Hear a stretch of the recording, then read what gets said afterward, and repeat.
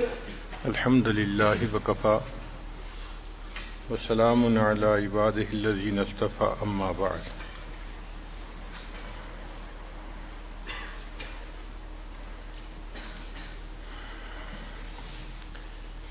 دین اسلام نے نکاح کو عبادت قرار دیا۔ حدیث مبارکہ میں ہے النکاح نصف الایمان، نکاح آدھا ایمان ہے۔ اور بعض احادیث میں ہے کہ ایک کوارا آدمی نماز پڑھتا ہے تو اس کو ایک نماز پڑھنے پر ایک نماز کا ثواب ملتا ہے، لیکن جب شادی شدہ ہو جاتا ہے پھر ایک نماز پڑھتا ہے تو اللہ تعالیٰ اس کو 21 نمازوں کا ثواب عطا فرماتے ہیں۔ اس کی کیا وجہ؟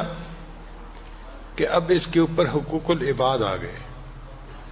حقوق العباد پورے کرتے ہوئے جب یہ حقوق اللہ کو پورا کرتا ہے اللہ اس کا اجر بڑھا دیتے ہیں۔ نبی اسلام نے ارشاد فرمایا چند باتیں سنن المرسلین میں سے ہیں، یعنی سب رسولوں نے اس پر عمل کیا۔ ان میں سے ایک السواک، کہ مسواک کرنا سب رسولوں کی سنت ہے۔ دوسری بات النکاح، نکاح کرنا یہ سب رسولوں کی سنت ہے۔ التعطر، تیسرا خوشبو کا استعمال کرنا یہ بھی سب رسولوں کی سنت ہے۔ کوئی رسول ایسے نہیں گزرے کہ جو صفائی اور پاکیزگی کا خیال نہ رکھتے ہوں، سب عطر استعمال کرتے تھے اور صفائی پاکیزگی کی زندگی گزارتے تھے۔ تو یہ باتیں سنن المرسلین میں سے ہیں۔ حضرت علی رضی اللہ عنہ فرماتے ہیں کہ نبی علیہ الصلوۃ والسلام نے مجھے نصیحت فرمائی کہ علی چند باتوں میں بہت جلدی کرنا۔ کون سی باتیں؟ فرمایا جب نماز ہو جائے تو ادا کرنے میں جلدی کرنا،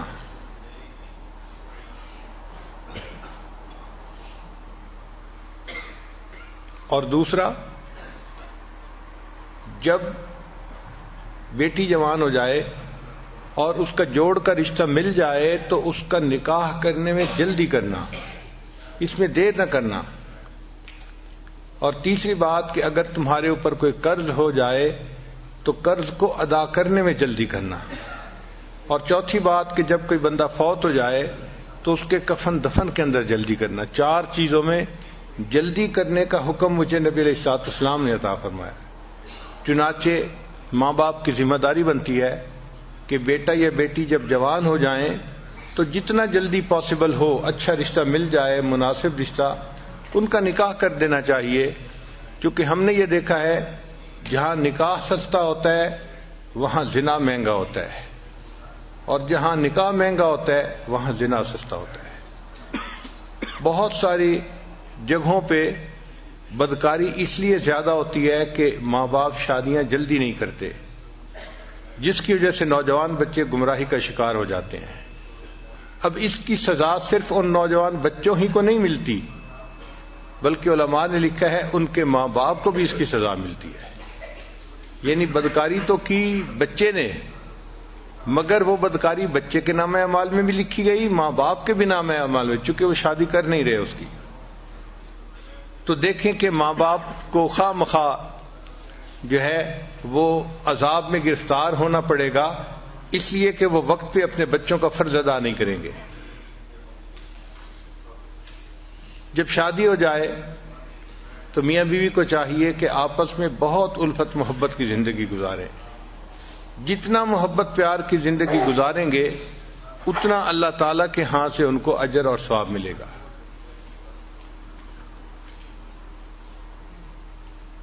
انسان ہے جب مل جل کر رہتے ہیں تو آپس میں ایک دوسرے کے ساتھ کھٹ پٹ ضرور ہو جاتی ہے۔ کسی کا موڈ کیا ہے، کسی کا موڈ کچھ اور ہے،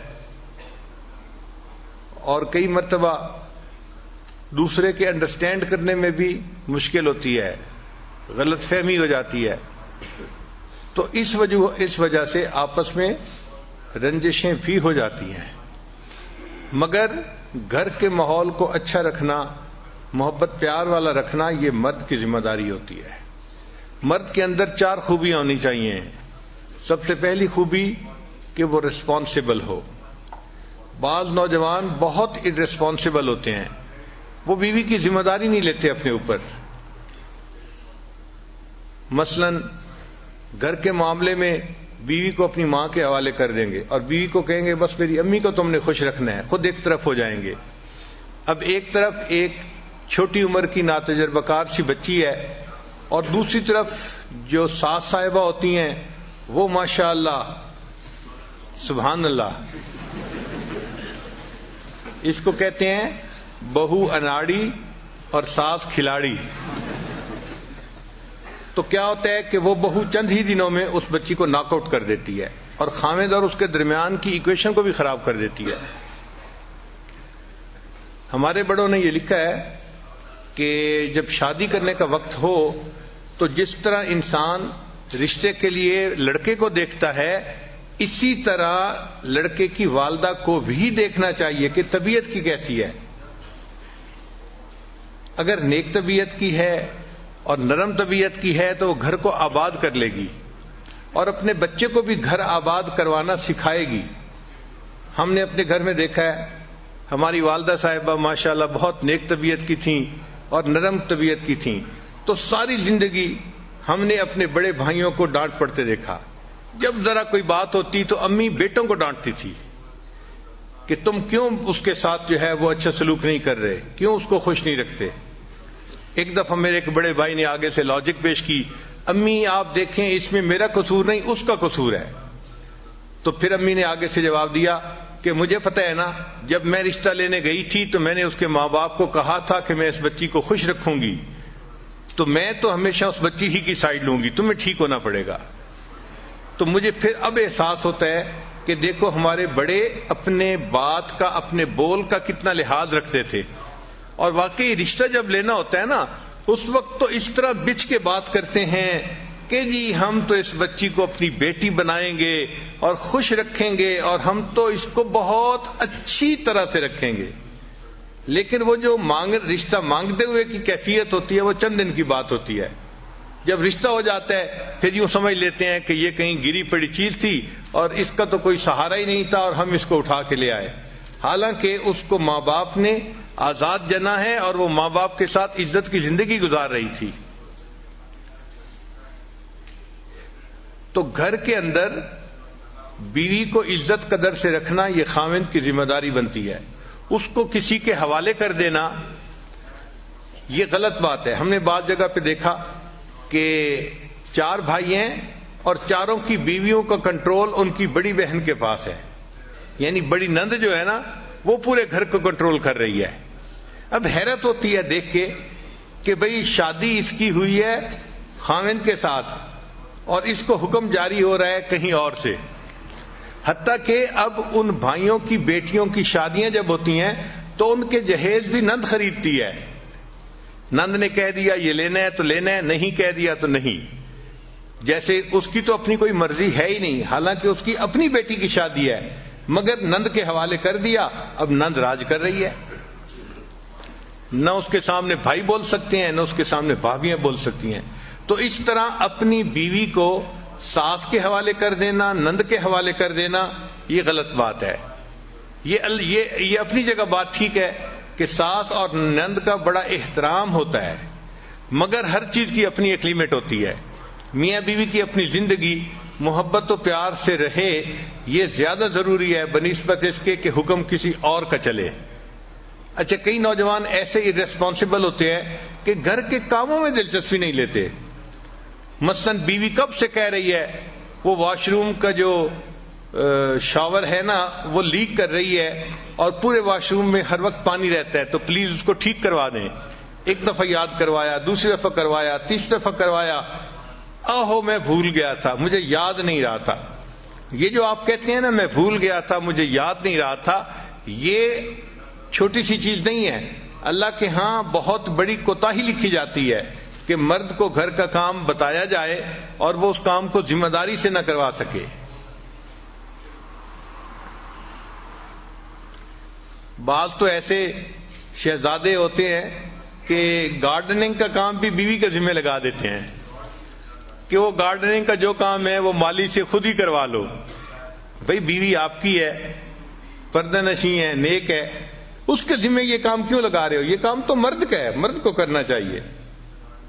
ہاں تم پلمبر کو بلوا کے یہ کام کروا لو نا. یہیں سے پھر آگے شیطان کو راستہ مل جاتا ہے. تو یہ انتہائی بری بات ہے کہ گھر کے کام ہو اور خاوند اپنی بیوی کے ذمہ لگائے، حالانکہ وہ کام باہر کے ہیں، یعنی باہر کے مردوں نے کرنے ہیں. اور کئی تو ایسے ہیں، ہمیں سننے میں آیا کہ گاڑی خراب ہو جائے تو بیوی کو کہتے ہیں تم ٹھیک کروا کے لے آؤ. سبحان اللہ. اس خاوند کے منہ پہ ذرا 2 تھپڑ تو آرام سے لگانے چاہیے نا، پھر سوچنا چاہیے کہ اب تیسرا کیا کریں. تو ارریسپانسبل ہونا یہ بہت بری عادت ہے. اچھے خاوند کی پہلی صفت کہ وہ ایک ریسپانسبل انسان ہو، وہ اپنے گھر کے کام کاج میں بھی دلچسپی لے، اور جہاں بیوی کو ہیلپ کی ضرورت ہے خاوند اس کی ہیلپ کرے. بس بیوی کو ایک ہی دفعہ بتانے کی ضرورت پڑے، بار بار یاد دلانے کی نہ پڑے، اور ایک دفعہ کہنے پہ وہ کام کر دیا جائے. اس سے اللہ تعالیٰ راضی ہو جاتے ہیں. آپ دیکھیں ان کاموں کی اتنی اہمیت ہے کہ حضرت موسیٰ علیہ السلام اپنی اہلیہ کے ساتھ سفر کر رہے ہیں، اور اہلیہ جو تھی وہ ولادت کا وقت ان کا قریب تھا، تو ان کو درد شروع ہو گئی. اب جب دردیں ہوتی ہیں تو سردی اور زیادہ بندے کو تکلیف دیتی ہے. تو حضرت موسیٰ علیہ السلام چاہتے تھے کہ کہیں سے آگ ملے تاکہ ان کو ذرا آگ کی گرمی کی وجہ سے ٹھنڈک کم ہو جائے. تو انہوں نے دیکھا کہ ایک درخت میں سے آگ نکل رہی تھی. تو حضرت موسیٰ علیہ السلام درخت سے آگ لینے کے لیے گئے تھے، اور اللہ نے وہاں ان کو پیغمبری عطا فرما دی تھی. تو بیوی کا کام تھا نا آگ لینے کے لیے جانا. آگ لینے کو جائیں پیغمبری مل جائے. اسی طرح نبی علیہ السلام اپنے گھر کے کاموں میں بہت دلچسپی لیتے تھے. بکری کا دودھ خود دو لیتے تھے، اپنے کپڑوں کو پیوند لگا دیتے تھے، اپنے جوتے کو سی لیتے تھے. گھر کے کاموں میں کئی مرتبہ نبی علیہ السلام نے روٹی پکانے میں مدد فرمائی.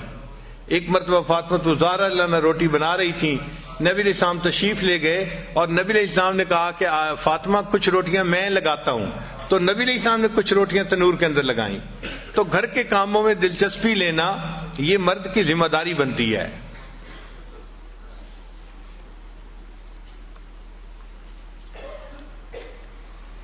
تو سب سے پہلے خاوند کے اندر سینس آف ریسپانسبلٹی ہونی چاہیے. ریسپانسبلٹی سے کیا مراد؟ کہ گھر کے کام کاج کو بھی وہ اپنی ذمہ داری سمجھے، پھر گھر کے بچوں کی تربیت کو بھی اپنی ذمہ داری سمجھے. بعض جگہوں پہ ہم نے دیکھا کہ اولاد کو بالکل پوچھتا ہی نہیں باپ، بس ماں کے ذمہ لگا دیا، تم ہی ان کو جو ہے نا تربیت دو اور ان کو سکھاؤ. نہیں، مرد کی ذمہ داری ہے. تو سینس آف ریسپانسبلٹی کا ہونا انتہائی ضروری ہے. خاوند کو ارریسپانسبل نہیں ہونا چاہیے. اور دوسری بات کہ خاوند کی طبیعت کے اندر فوربیئرنس ہونی چاہیے. فوربیئرنس کہتے ہیں تحمل مزاجی کو. جلد بازی نہیں ہو. کئی خاوند ایسے ہوتے ہیں ذرا سی چھوٹی چھوٹی باتوں پہ، نکمی باتوں پہ فوراً غصے میں آ جاتے ہیں، اور پھر خود کہتے بھی ہیں حضرت میں باہر دفتر میں ہوتا ہوں بڑا ٹھیک ہوتا ہوں، دوستوں میں ہوتا ہوں بڑا ٹھیک ہوتا ہوں، پتہ نہیں گھر جاتا ہوں میرے دماغ گرم ہو جاتا ہے، پتہ نہیں دماغ کو گرمی چڑھ جاتی ہے. تو میں نے پوچھا کہ گرمی کس سے چڑھتی ہے؟ آگ سے. کہنے لگا ہاں. میں نے کہا آپ کو پتہ ہے آگ سے کون بنا ہے؟ شیطان بنا ہے. تو اصل میں یہ شیطانیت ہے جو تمہارے دماغ میں چڑھ جاتی ہے. شیطان قابو کر لیتا ہے تمہیں اور پھر تمہیں غصے میں رکھتا ہے. تو ہر وقت چھوٹی چھوٹی بات پہ غصے میں آنا یہ بری بات ہے. ایسا نہیں کرنا چاہیے. انسانوں کے ساتھ ہم نے زندگی گزارنی ہے تو ہمیں تحمل مزاجی اختیار کرنی پڑے گی. جو ہمارے مزاج ہے، تو میرا تجربہ تو یہ ہے کہ ہمیں فرشتوں کے ساتھ رہنے کا موقع ملے تو ہمیں تو ان سے بھی گلے شکوے ہونے شروع ہو جائیں کہ یہ بھی اچھے نہیں ہیں. ہم اتنے جو ہیں وہ نازک مزاج لوگ ہیں.